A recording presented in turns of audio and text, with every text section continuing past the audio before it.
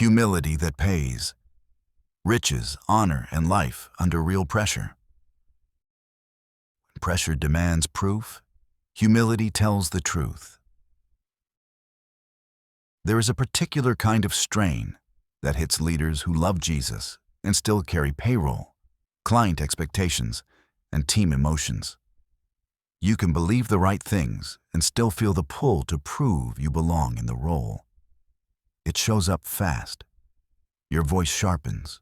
Your mind starts scanning for quick wins. You start steering the moment instead of shepherding the people. Proverbs 22:4 assumes you already know the promise. The real question is whether you trust the path. Humility and the fear of the Lord are not a mood you work up. They are a posture you choose when your instincts want to take over. They are how you stop living like you are the highest authority in the room, and how you start leading like God is actually God. You do not have to earn what Jesus already secured. Cash flow pressure and the temptation to play savior. Late-night office. The glow of the monitor paints the desk. The building hums with that empty quiet that makes your thoughts louder. You refresh the accounts receivable list like it might turn into good news if you stare hard enough. A few invoices sit past due. Payroll sits 2 days away. Your chest tightens, not because you do not know what to do, but because you know exactly what you might have to do. Cash flow pressure can make you believe you are the only one between your people and collapse. This is where Proverbs 22:4 stops being a framed verse and becomes a compass. When fear rises, you will follow something. If it is not the fear of the Lord, it will be the fear of being exposed, the fear of letting someone down, the fear of losing the story you tell yourself about being competent and strong. That fear does not just make you anxious. It makes you secretive. It makes you reactive. It makes you grab the wheel with white knuckles. The fear of the Lord does something different. It brings God into the room with you, not as a slogan, but as the one who sees the numbers, knows the people, and understands what you cannot control. Humility sounds like truth, not theatrics. Father, I feel the urge to panic. I feel the urge to hide. I feel the urge to make a move that looks smart but leaves a stain. Give me wisdom. Then you do the next honest thing. You write the email to the client, clear and kind, asking for a payment date. You set a meeting with your team lead instead of carrying it alone. You open the budget and mark what can wait. You make a plan that you can explain without spinning. Humility puts God in the driver's seat and frees your hands for wise work. The riches you can carry home: peace, clarity, and a clean conscience. When Proverbs speaks about riches, it is easy to think it means bigger numbers. Sometimes God does provide materially in ways that surprise you. But the riches many leaders need first are the kind you can carry home even when revenue is tight.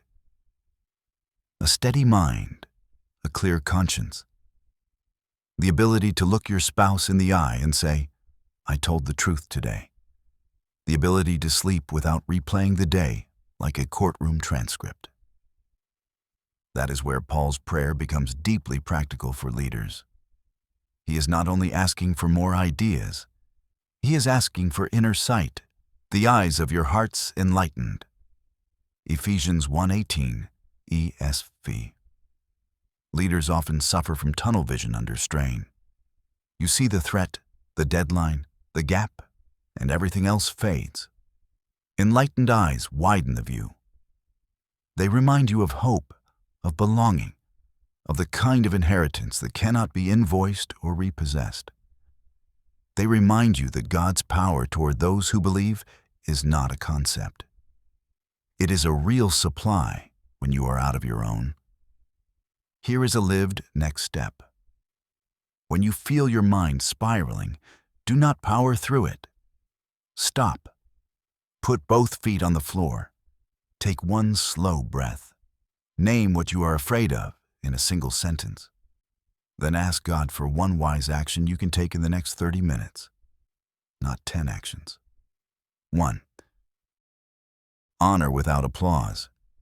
Integrity that builds credibility over time. Honor is not the same thing as being noticed. Some leaders collect compliments and still feel hollow because what they really crave is safety, not attention. Proverbs points to a different kind of honor, the kind that grows quietly when you consistently choose what is right over what is easy. This is where humility protects your leadership in relationships. It changes how you handle friction with a client. It changes how you respond to a team member who missed the mark. It changes how you speak when you are tired and your patience is thin. Humility listens before it corrects. Humility owns its part quickly. Humility asks questions that make room for truth.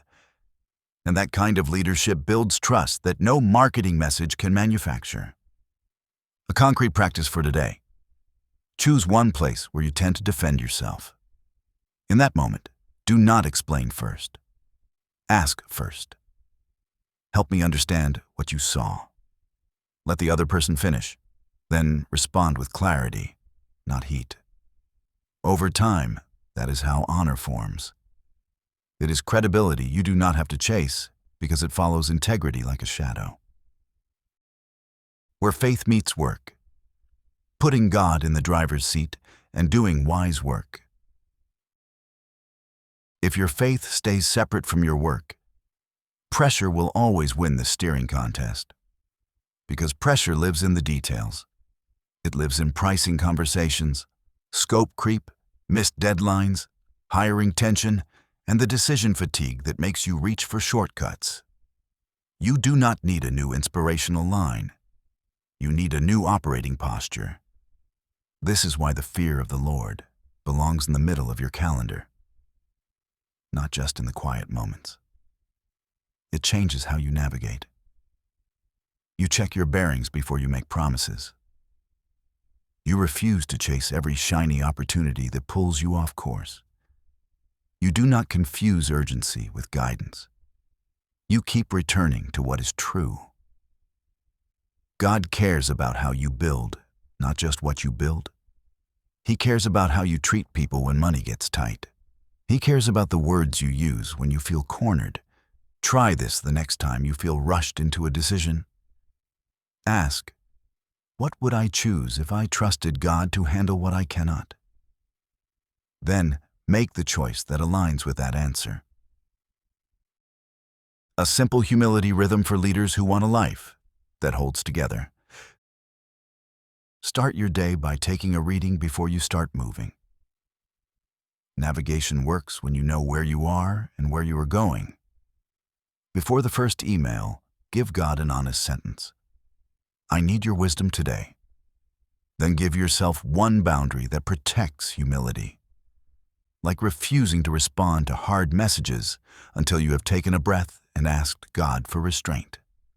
When the late-night office moments come, do not treat them like emergencies that must be solved alone. Treat them like decision points that reveal what you worship. If you feel tempted to hide, bring it into the light with one trusted person. If you feel tempted to bluff, choose clarity instead. If you feel tempted to squeeze people to relieve your fear, choose dignity and truth.